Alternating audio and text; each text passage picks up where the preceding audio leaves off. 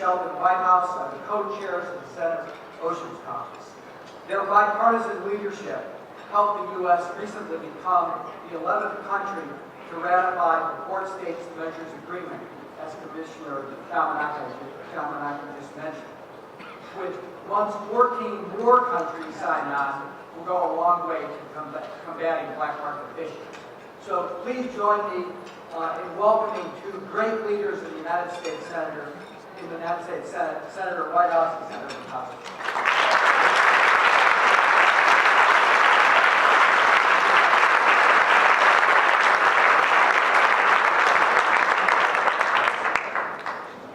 Thank you, everyone. I'm Senator Whitehouse from Rhode Island, and let me start with just a personal expression of appreciation and gratitude to Secretary Kerry for this extraordinary conference. This is an idea he has nursed since days in the Senate when we were trying to pull together a EPW, Commerce, and Foreign Relations mega hearing on oceans. And the Secretary allowed him to bring that dream to fruition, and we're very proud of that. And also thank John Podesta for the way that he harnessed and focused the energy of the White House on climate and environmental issues. So to the two Johns, thank you very, very much.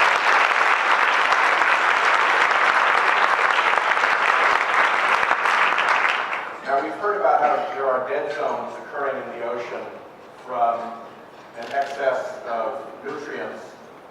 Some might argue that the Senate is a dead zone, also caused by an excess of nutrients. There are bright spots, and Senator Murkowski and I started an Oceans Caucus that pledged itself to be bipartisan and to focus on the issues where we could find bipartisan support. And they include working on marine debris, which is an issue we really haven't tackled yet much, but we look forward to working with all of you on it, and ocean data monitoring, and most importantly, and where we've had success already, what is called IUU, or in our phrase, pirate fishing. And pirate fishing matters an enormous amount to all of our states, but perhaps none more than the state of Alaska. I'm so tempted to say "R."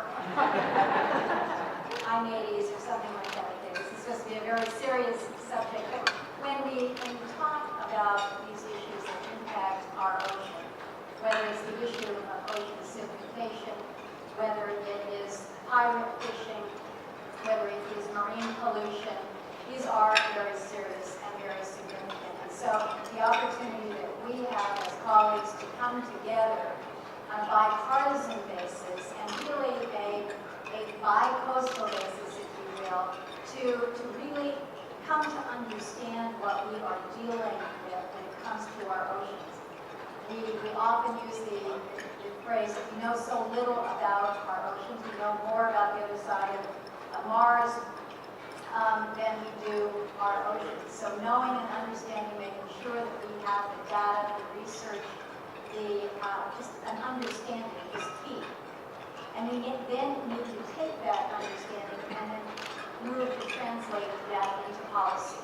So one of the issues that Senator Whitehouse and I are working on is the issue of IUU, or pirate fishing. Let me give you just a little bit of an idea as to what it means to my state of Alaska. We lead all the states in terms of both volume and value of our commercial fisheries. We've got about 1.84 million metric tons, worth about $1.3 billion. We account for over 52% of the nation's commercial seafood harvest. So to us, this is quite significant. And we're very proud that we're recognized throughout the world for the quality of our seafood and sustainability. I would imagine that the wild salmon you are eating on your plate comes from our waters, and I'm proud of that.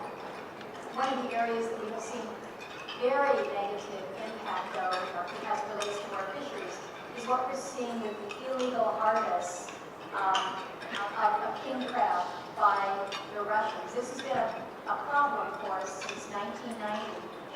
In 2011, NOAA seized 112 metric tons of illegally harvested Russian king crab. It was being shipped to U.S. markets through the Port of Seattle Fisheries. But we've got a pretty fancy little handout here. 99 million pounds of illegal Russian crab affects American jobs. American travelers lost an estimated $600 million. Coastal communities have lost millions in tax revenues. 40% of king crab sold in world markets during 2012 were from illegal Russian harvests. But it not only impacts the communities, it impacts it jeopardizes fisheries, but it also brings in other illicit activities, whether it's human and drug trafficking.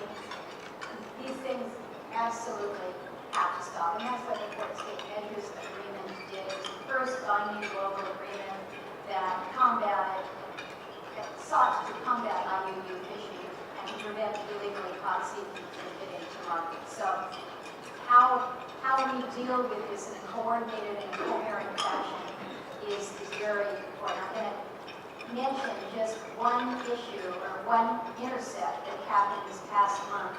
It was a boat that was detained by the U.S. Coast Guard for illegal drift fishing in the North Pacific. But the coordination that happened here was the boat was spotted by a Canadian aircraft with the assistance of Japanese monitors.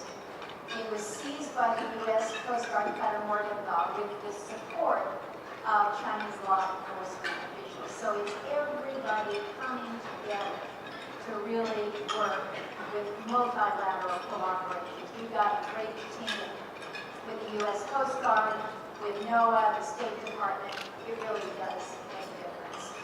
And the fact that we have the intention to get this done and have the intention to get this done on a bipartisan basis does actually make a difference. It may surprise you, 4 treaties, the Port States Measures Treaty and the 3 fisheries treaties, might not seem like a big deal, but the last major treaty that the Senate approved ratification of was in 2010.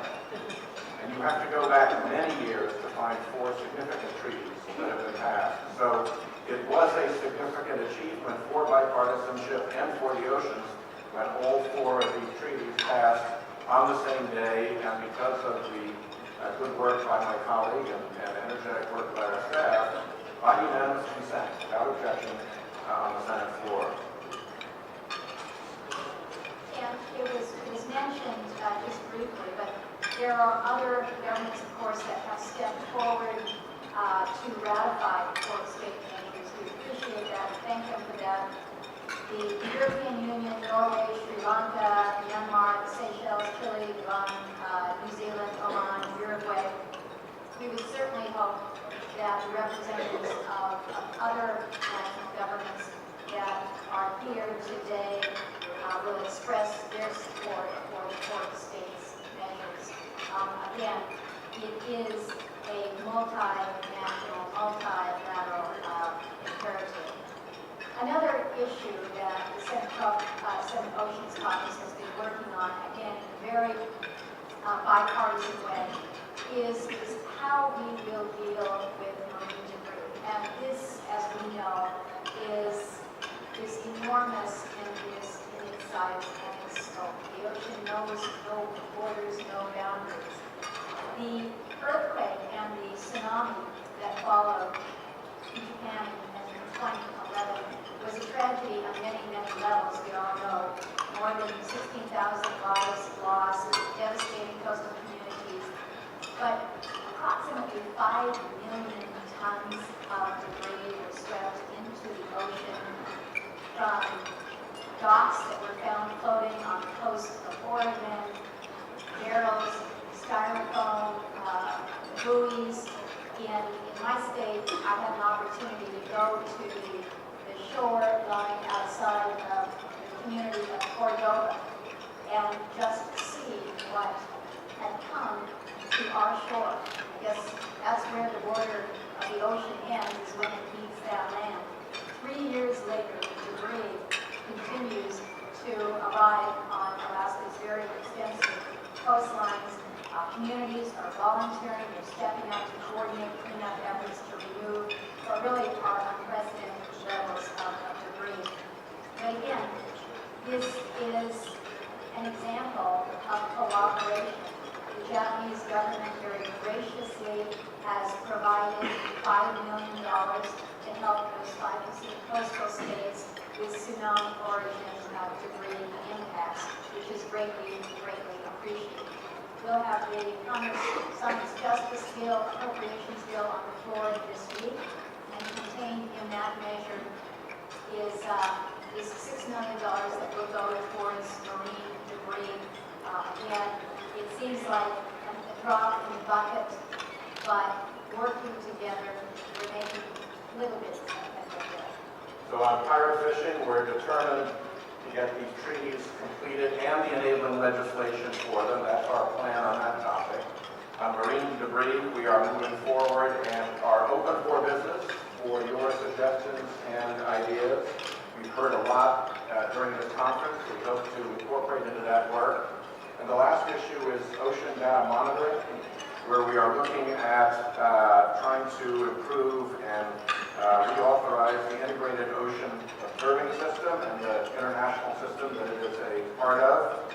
We're looking at trying to find a way to get observers off of fishing boats and replace them with technology so that they don't have to give up the berth and the food and everything else to put an observer on board.